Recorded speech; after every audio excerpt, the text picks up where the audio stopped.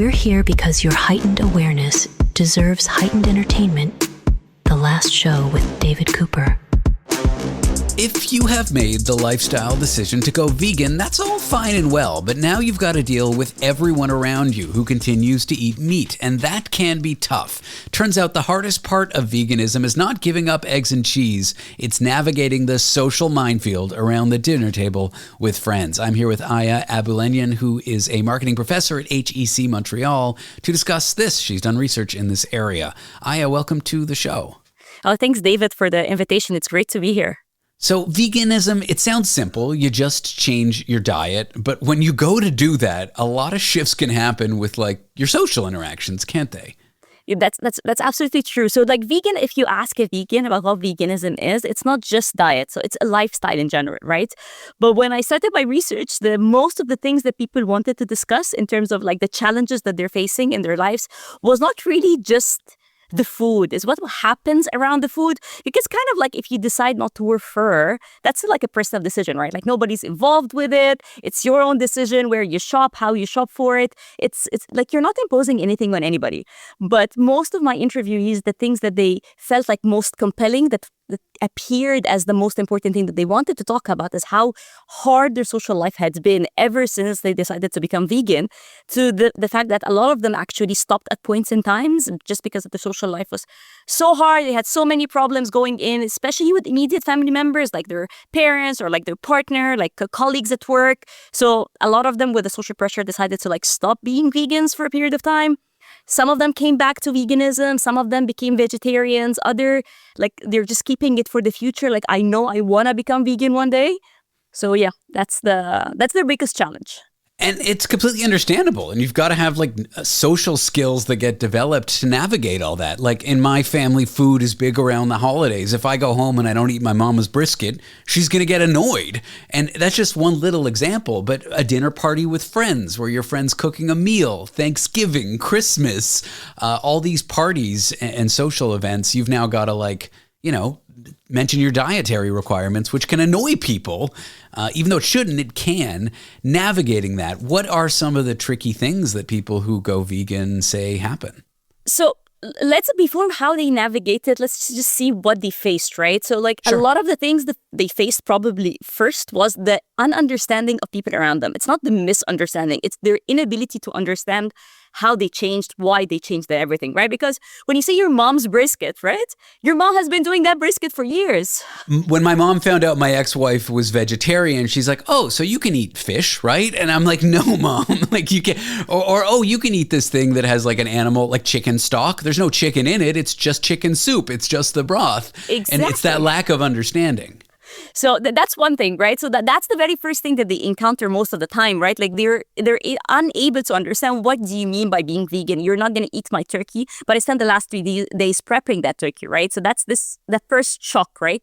The second shock is like, why are you doing that, right? And the majority of vegans are doing this for the sake of the animals, right? Because they want to be better in terms of like relationship with them, so on and so forth. So the other thing is like people felt some of like a threat to them, as if like vegans are attacking them morally, that they're becoming more ethically superior, that, oh, are you judging me because I'm eating like the animal, but like you've been eating animals all your life. And this becomes this backlash and discussions. So like that kind of like the beginning of why the vegans wanted or had to develop strategies to navigate that, right?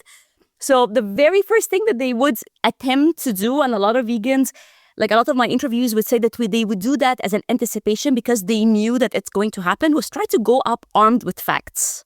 Right? So like, why do we become vegan? Because like we kill this many animals, because they're responsible for this amount of carbon dioxide. So like they become like some sort of armed with the things that they're like statistics and proof, so that like when you throw a question at them, it's just not my personal opinion. It's like research is saying this. It's to find like some sort of like a backbone to go back to, right? Rather than just, oh, it's just my personal opinion, right? It's just like one of the very first things that they do, right? Because they are also they haven't faced like violence or like symbolic violence from the non-vegans yet, right? It's just like their inability to understand. So they're just trying to educate them a little bit. It's funny, like, let's suppose I'm atheist and I have dinner with my deeply Catholic friend. We're just not going to talk about religion, even though we have these strongly held beliefs that are incompatible. But it feels like when someone says they're vegan, everyone wants to talk about it. They somehow feel attacked in a way that other topics don't. And it kind of sucks for vegans that happens, even if they just want to keep their reasons private. That's very true. I'm totally on board with that. The other thing as well is because the majority of the people we talk to were non-vegans, right? So they were raised omnivores, then they came into existing circles, like they are their current family, like they are their family, and all of a sudden you decided, I decided to be this, right? I decided to become vegan. So then the questioning appears, right? So your example is a little bit different because like you're two friends who got to know each other, each with their own beliefs, and then came together, and each of you respecting the differences, right? It's different than, I'm an atheist, I decided to embrace a certain religion, and now you're declaring to your friend who has also been an atheist or have also been following another religion that you changed, right? Then the justification kind of follows.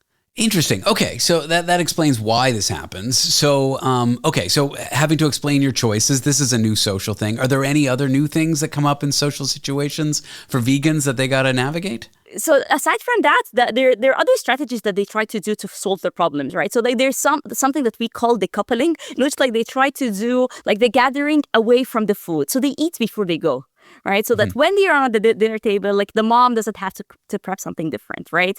You don't have to really ask whether the salad has cheese in it, or like you don't have to navigate that, right? Or that the soup has broth or whatever.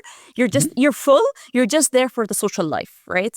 There are people who would like bring a dish that they prepped, and like they have to make this dish fascinating so that everybody would understand a little bit that vegan food is actually nutritious, it's healthy, it's nice, it's delicious, it's everything.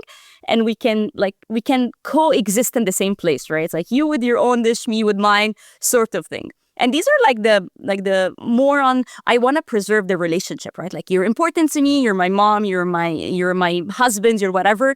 Like your importance, I'm gonna keep you. What about withdrawing from social situations? Like I can imagine those are kind of pro-social. I don't know if I'm using that phrase right, but I imagine some vegans end up not going to the dinner party at the friend's house. And actually, there are some vegans who would, what we call in the paper, divest, which is like cut off the family members that are causing them problems. They cut off their parents, they cut off their partners. They wouldn't go to the mother's house if a certain uncle was there because he always picks up on them. So it becomes kind of lonely too, right? So it's like you're forced to make a choice between the people that you used to love for a period of time, and now that you have to like kind of get rid either of doing things that you like with them and actually being in the same space. There are people who are actually, there are others who are like, okay, I'm going to meet my family members but away from food. So like they search for other activities. So food is no longer shared. I eat by myself, but I go out with them to the cinema, or I go out with them to play bowling, whatever, right? So that's another thing that they try to do is like, and there's like a tide that I know within vegan communities is not really regarded as vegan, which we call chameleoning, which is kind of like mimicking whatever the approach is. So like if you are in a vegan circle, you'd eat vegan or if you're alone, you'd eat vegan because it's just the way that you do. But if you are in a non-vegan circle, you'd eat the least problematic item on the dinner, but you would not ask the host to do something for you. But then that can go against the moral choice you've made. That was kind of like how I was with my ex-wife. Like we were vegetarian at home, and then when we went out, I would just do whatever. Exactly. So but within the vegan community, because like so far we've been discussing the problems within the omnivorous world, right? But we have not been discussing the problems within the vegan world because they also have problems there. And like if you are chameleoning, you do have problems with other vegans who are like more strict or like divest from relationships because like it's not the right way to live your life. Like these people do not respect animals, do not respect the planet. So you have to kind of like convince them to be otherwise, right? So the fact that you're mimicking their behavior gets you backlash within the vegan community too. Could these dynamics play with things like electric cars or sustainable living, or even like, I don't know, your family has these really strong political beliefs and you've all of a sudden changed yours? Can these dynamics play out in other areas? 100%. That's what we actually are trying to discuss at the end of the paper, is that the paper applies not only on vegans, but like on anybody who decided to take a moral stand that is different from the way they've been brought up their entire lives. Aya Aboelenien is a marketing professor at HEC Montreal. Aya, I've enjoyed the chat. Thanks for sharing your research with me. Thank you, David, for the invitation. This episode is brought to you by Athletic Brewing Company. No matter how you do game day, on the couch, in the crowd, or manning the snack table, Athletic Brewing fits right in. With a full lineup of non-alcoholic beer styles, you can enjoy bold flavors all game long. No hangovers, no buzz, no subbing out for water in the second half. Stock the fridge for tip-off with a variety of non-alcoholic craft styles available at your local grocery store or online at athleticbrewing.com. Near beer, fit for all times.